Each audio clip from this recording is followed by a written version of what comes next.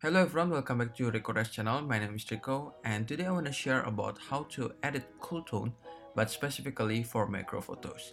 Recently I tried editing cool tones on macro photos and it did a great job. Then I uploaded my favorite image that I have edited using this tone and the reaction was pretty nice. Because of that, I decided to make this tutorial. Because this tutorial gonna be quite long, I have decided to divide this video into two parts. Now let's choose a photo that we are going to edit and proceed to the editing process. I will use this photo because as you can see, the moment on this photo is pretty nice, but it got a flat background which makes this photo not that appealing. So right now, let's jump right to the first panel. We are going to do some basic adjustment. First, let's bring up the temperature to make this photo look a bit warmer. Then add some exposure to brighten up this image. After that, bring down the highlights because on the basic panel, I tried to make the photo to be flatter and then I will make a significant changes on the other panels. Pull the shadow up. Then bring down the whites to -36. While for the blacks, bring it up to +21 to save the detail on the darker area. Now let's move on the tone curve. Set the channel on the RGB and add a point here. Let's pull it up just a bit to add some highlights. Then on the mid area, we're going to add a point and pull it down just right below the center of this curve. And the last point will be on the lower area.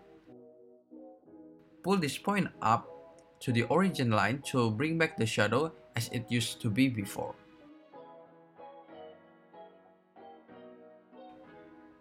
Okay, done.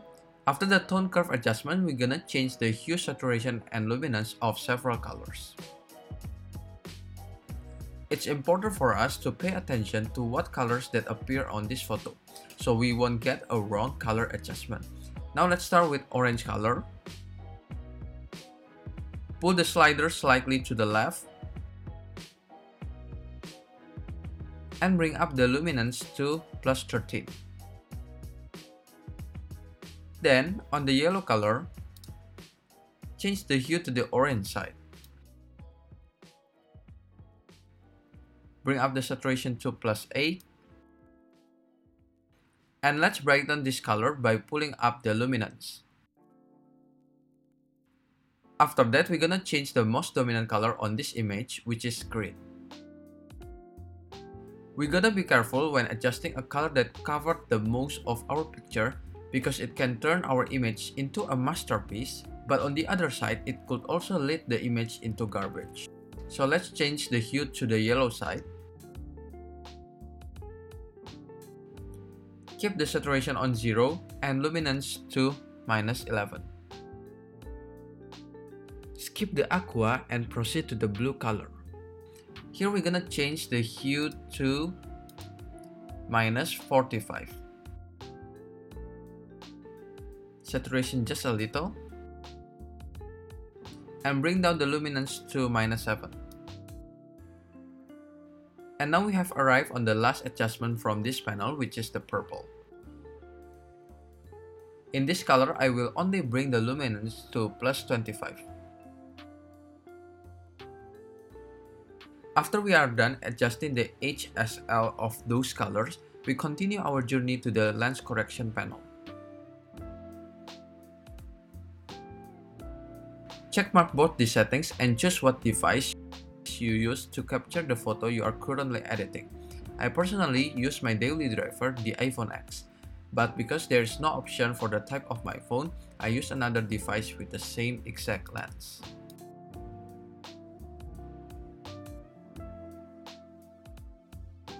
So now keep going until we found the effects panel. To add vignette into our photo, we can bring down the amount to -15.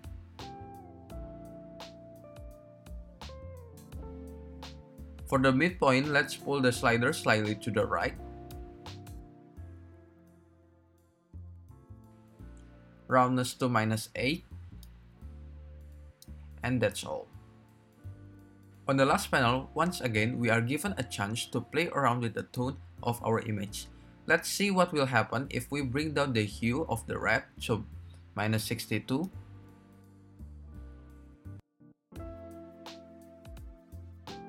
And we add some saturation into it, +37. Okay, now we are going to drag the slider on the hue of the green to the yellow side. And subtract the saturation to -19. Last but not the least, let's apply the same action on the blue primary but with a different amount.